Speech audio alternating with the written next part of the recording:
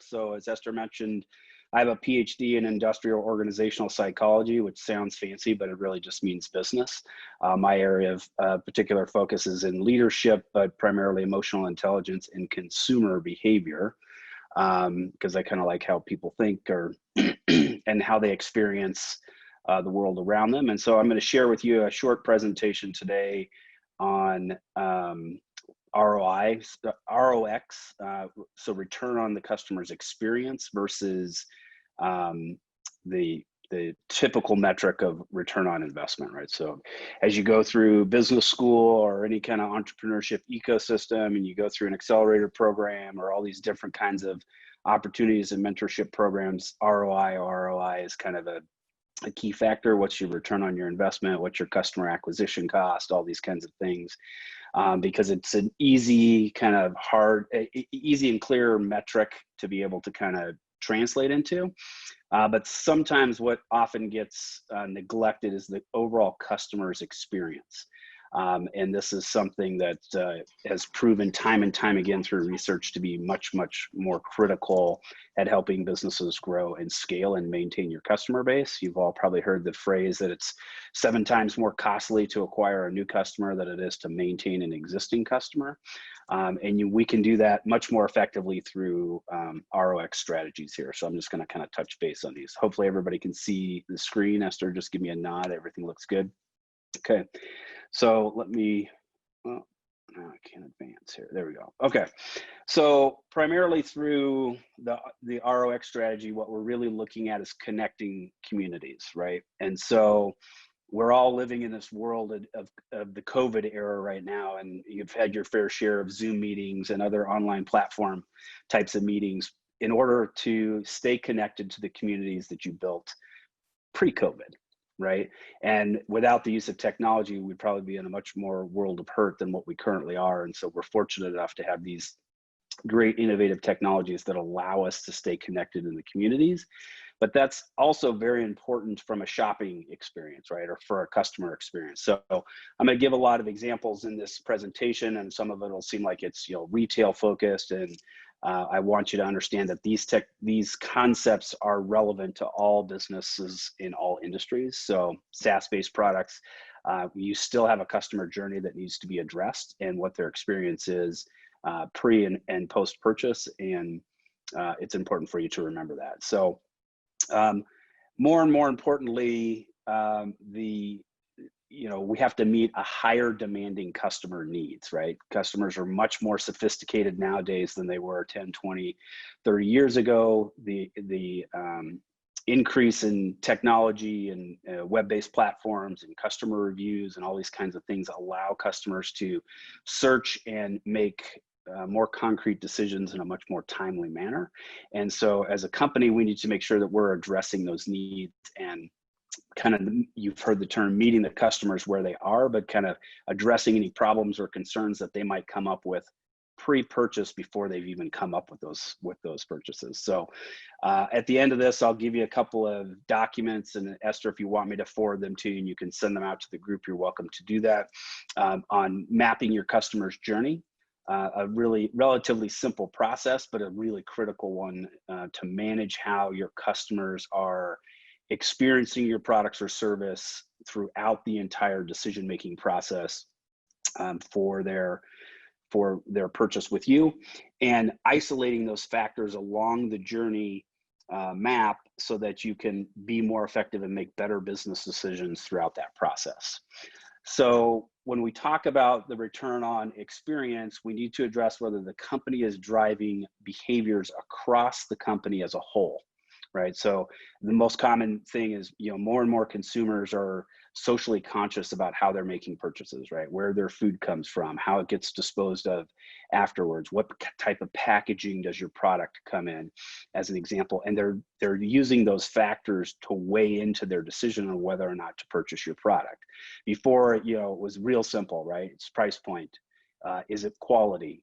And it's real simple metrics, but now there's a lot more that goes into it, right? What's your makeup of your management team, right? Do you have a diverse company makeup? Does the company treat their employees well, right? So we read about all these things in other aspects of business, right? Primarily leadership, but it's really, really critical in the customer journey and their experience throughout their time with the company as well.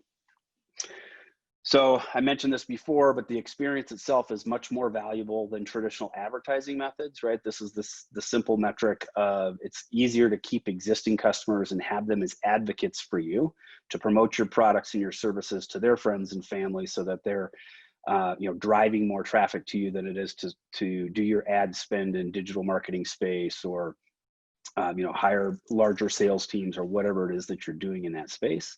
And so this is something, as I mentioned, that's been studied before. I do come out of the higher academic space, so I have to be nerdy once in a while here. But what people are really desiring more is not the products themselves, but the overall satisfaction of the experience, right? And so the product is something that they may have an impulse buy because something came across their social media space, or they're in a desperate need and they know that they need to have whatever this solution is for their business and they don't have time to research it and compare it against others. So they might be making more of impulse buys, but at the end of the day, the satisfaction is really going to be about the experience, right? Did they bond and connect with the salesperson? Then they bond and connect with the service tech that helped them post-purchase. Does the product work consistently, right, as expected? And so those types of experiences will lead to them becoming more brand loyal, more focused on other offerings that you might have down the road. And interaction with the brand is key, right? So there's a great website out there, company out there called Interbrand, that kind of puts a rating and a ranking on large scale brands on a global level to talk about what the intrinsic value is created by those brands. So the classic example is Coca-Cola, right? Coca-Cola, everybody knows that brand. It's world renowned. They estimate that the value creation of just the brand alone is over $80 million, right? So this is, what we would see as goodwill or intrinsic value on a balance sheet for a particular company. And that's really comes down to that experience that the customers have, right? If I reach for a Coke, if I'm a fan of Coke, I know it's going to taste consistent every time, no matter where I buy it in the world, whether I buy it in a can or a bottle or a fountain machine, I can expect that same level of consistency and the memories and all the emotions that go in with why I drink that particular product. And so it's really important for you to kind of stay loyal and keep focused with how people are connected to your brand and what they expect, right? Remember back to what I said just earlier in the previous slide, is the company operating, under ethical terms? Are they using sustainable practices? Are they doing what they can to help the environment? Those are all things that are critical and important to consumers right now. And so you want to make sure that your brand is consistent with that as well. Testimonials from real people are much more authentic than the celebrity sponsorship, so to speak. And so some research that Dan Peek has done earlier is that realizing that consumers were 32% more likely to purchase products that were recommended by real people, right? So these are your Amazon customer reviews and your Google customer reviews versus the fact that LeBron James drinks Sprite or whatever it happens to be. You're more likely to purchase those products and those services because they came from people who are actually using the products and they're not paid spokespersons for the product of the company itself.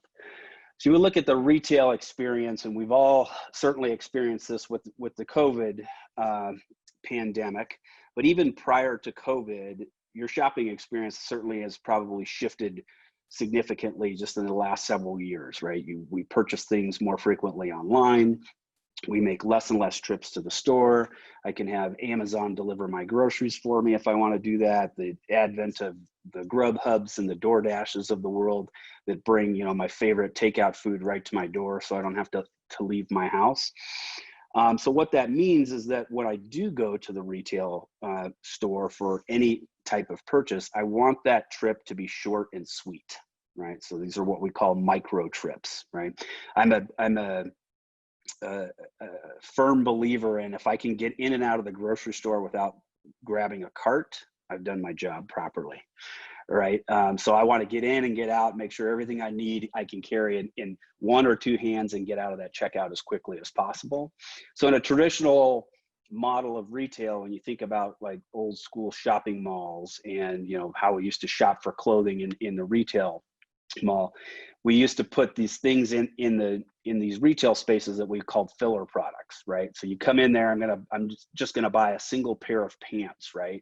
But then all of a sudden the belts are there and the socks are there and the shoes are there and the shirts are all kind of conjoined in these spaces where you're like, well, that looks good with those pants, so I'm going to add that to my cart, et cetera, et cetera. And we would spend sometimes hours in one store just kind of wandering around and shopping and adding things to our baskets that we used to want. And overall, the experience maybe led to, some buyer's remorse, so to speak, at the end of it all.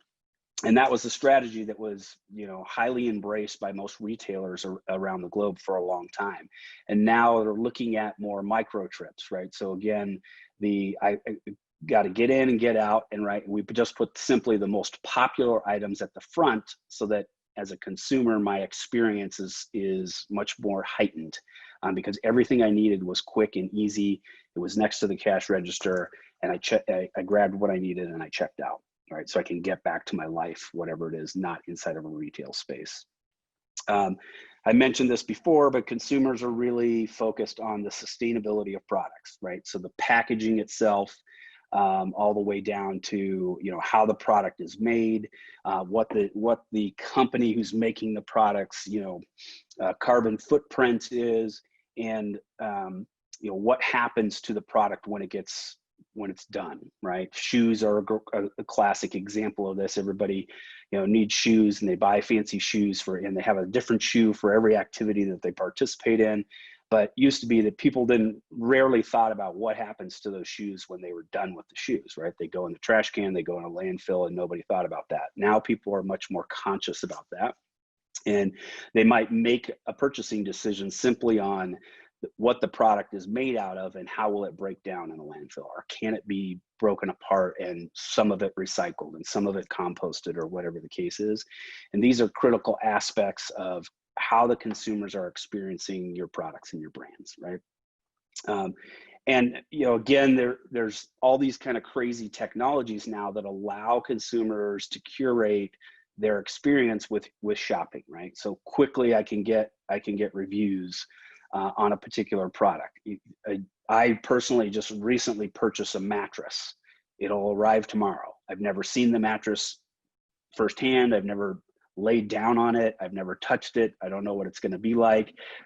The experience tells me that I should have high expectations for what my new mattress is going to feel like when I sleep on it on Thursday night. Right. And that was something that, people just didn't think about doing before. How could you possibly buy a mattress if you've never laid down on it? Right? Or if you've never felt it, or if you don't know if it's firm enough, or whatever the case is. But now technology allows me to experience that mattress even when it's not physically in my presence to do that. So that's an important thing. So I'm going to kind of switch gears here a little bit just to break it up so you don't have to just listen to me talk straight ahead. I'm going to give you 3 short examples of how companies are using technologies to help increase the experience that customers are having. So this first one here is from Converse Shoes, and they're using a technology called augmented reality. Some of you may have heard of it. So enjoy.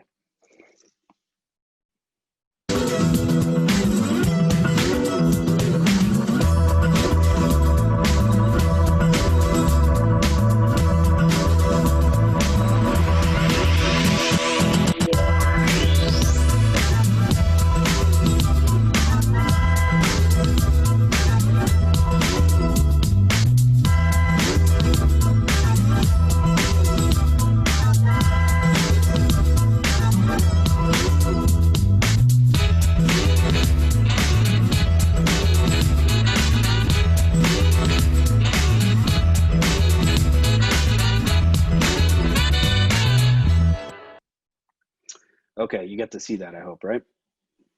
Yeah. Okay, so that video is one of my favorites. You know, a couple of these are a little bit outdated, but the concept's super relevant. So they use a technology in that video called augmented reality. Now they're Converse; it's a large shoe company. They developed their own app to make this happen. But basically, what you witnessed in that video was a consumer thinking, "I need to go out and buy a new pair of shoes." They're loyal to that brand, so they know they're already going to buy Converse. They know how they fit on their feet, and the technology allowed them to literally virtually try on shoes with their favorite outfit. But then more importantly, they got to share that look with their friends on social media. So I can take that image, post it out there in the world, in this case of Facebook, and say, which ones do you guys like the best? Get some confidence boost from my friends who say, you should definitely get the black and white checkered ones, or whatever it is that you're looking at, and make a purchase all within under a minute.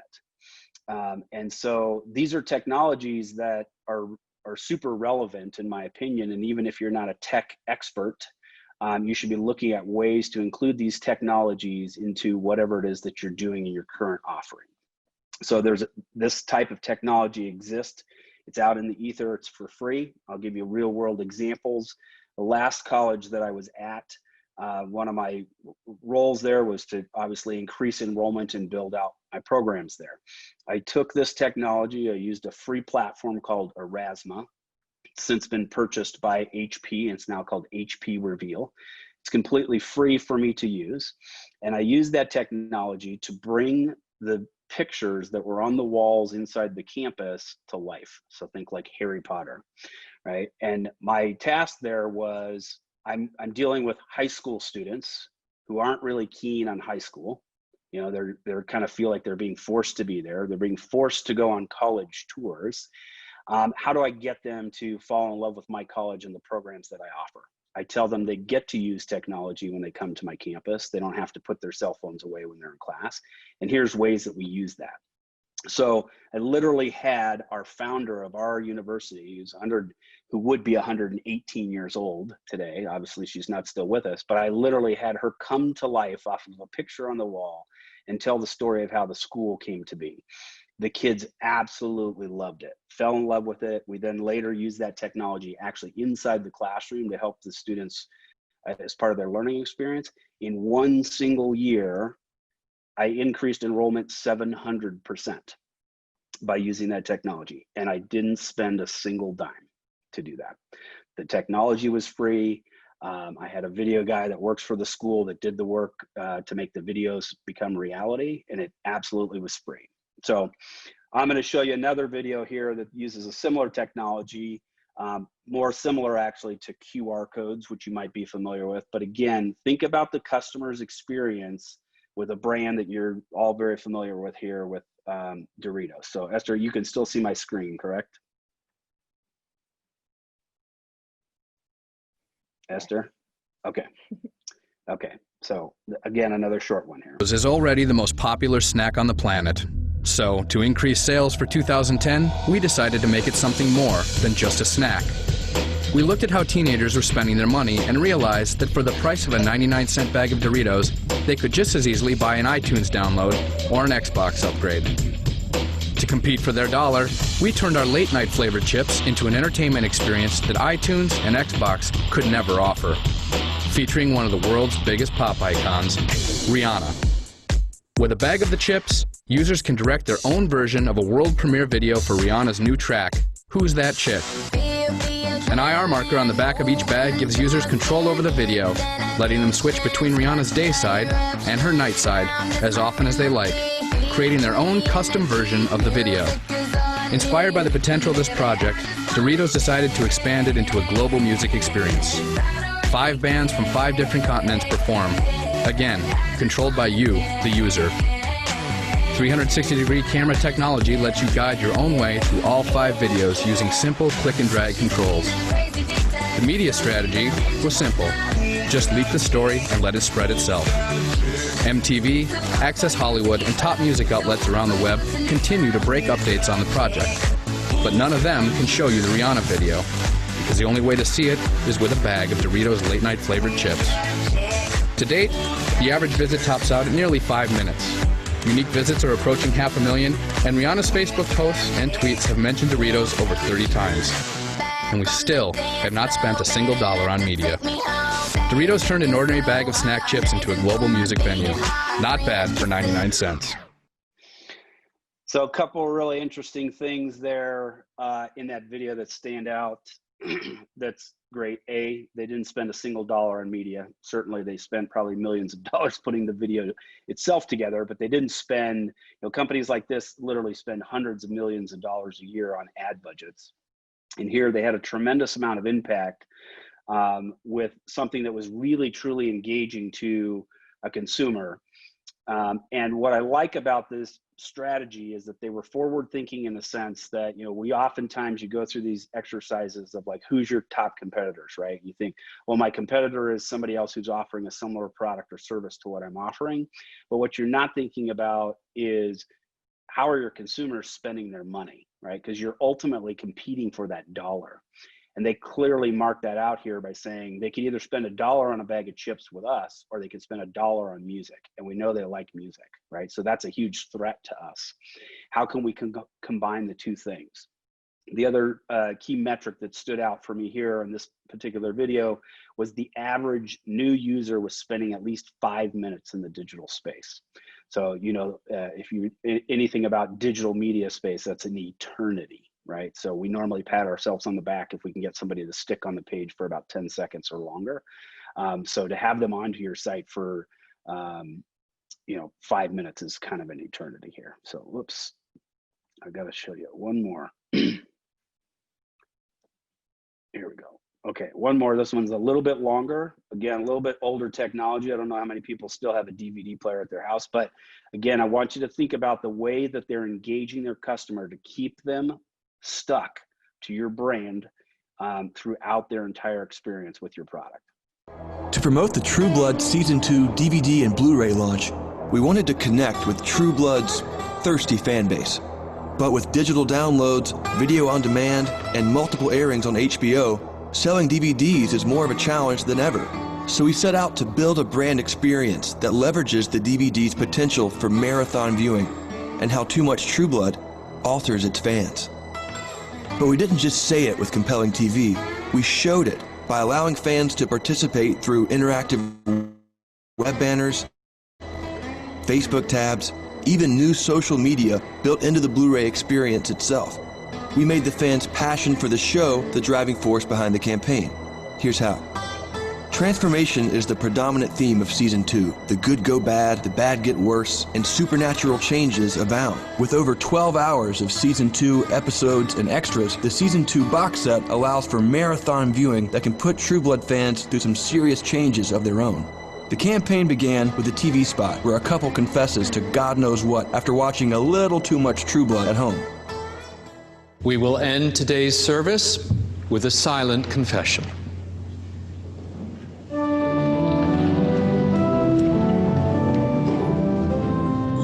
After 12 back-to-back episodes of True Blood, what will it make you do?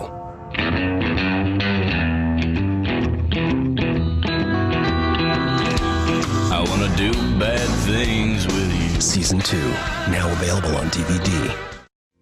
Next, it was the fans' turn to confess. With a series of interactive, rich media banners, fans by the thousands posted anonymous confessions about how watching too much Season 2 changes them. From the dirty to the bizarre, the fan confessions automatically became the headlines in future banners. And they all streamed to our own Facebook Confessions tab, where fangbangers continued to read and respond for weeks. Once the box set launched, the brand experience continued with a breakthrough piece of media built right into the Blu-ray features, True Blood Live Feed. With it, users would transform as they watched by linking directly to their Facebook and Twitter accounts. As fans watched the Blu-ray, their profile pics would transform, along with automatic updates to their walls and news feeds. True Blood Live Feed would also detect users' viewing habits as they watched and rewatched their favorite scenes, unlocking over 100 unique updates, GIFs, and postings to chronicle their transformations. And every time they watched, a link to buy the box set and join the experience was right there next to their changing picture. The True Blood Season 2 box set campaign became a brand experience spanning across all media, even creating new media, to leverage the devotion of True Blood's millions of rabid fans. All right. Let's see. Get back to sharing the right screen.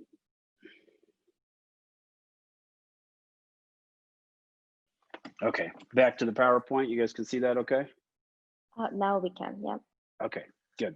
So that last video, again, some of the highlights that stand out for me is the use of the technology, where they had these viewers engaged with the brand so deeply that they were transforming themselves, literally transforming themselves into characters from the show. And then again, sharing it out on social media. So at the time, the average, when this came out, the average Facebook user had about 250 followers, right? So think about that from expanding your reach, because every time one of your fans participates in this activity and they transform their own picture, in this case on social media, you're now reaching an additional 250 people plus with your brand, and they want to reach out and participate in that manner. So just some kind of fun, interesting ways to think about using technology and some of the resources at your disposal that might even be outside of the scope of what your expertise is and what your products and services are, to combine these two things to help them overlap a little bit. Okay, so last couple of slides here. So 4 facets of customer experience. That peace of mind, right? Again, they're looking for the confidence on the front end before they make the purchase, so that when the purchase arrives, they're pretty confident it's going to work out for them in the end. They want to have some truth from the company that they're dealing with itself, and know that the company is a good quality company that they're purchasing from. And the typical measurements that we used to use in the marketing space on the customer's experience was literally based on a single transaction, right? Did you buy the shirt? Did you like it, right? Did you install the software? Did it work? Yes or no, kind of thing, right? And that was the end of it. But what we weren't doing with those old types of metrics that we are doing now with these types of metrics is we're really looking at the way that the consumer is analyzing and using the product, right? So you think of it again about things like the power of social media, and if we can get the consumers, highlighting our products and services in that social media space and showcasing that they're actually using the product in action the way it was intended to do, that's going to boost that consumer confidence and the trust factor behind that, right? As Esther mentioned, I have a company, I sell a physical dog product, right? More dogs in American households than there are children. So huge market for me. And we're doing a tremendous job right now in the social media space of getting the consumers who love our products to show us pictures of their dog in social media wearing our product, right? And so multiple sales come in every single day when those posts hit. And it's something that doesn't cost us anything to do, right? So we're building kind of this loyal advocacy fan base who are truly loving the experience with our product, because now their dog can go with them on longer walks. They can go to more events where they couldn't have gone before because it was too hot out or whatever the case is. And so we're building kind of this army of advocates that are helping us move sales forward in a pretty rapid fashion. Okay. This is kind of the basic framework of your customer's journey and the 5 stages that they typically go through in their buying experience.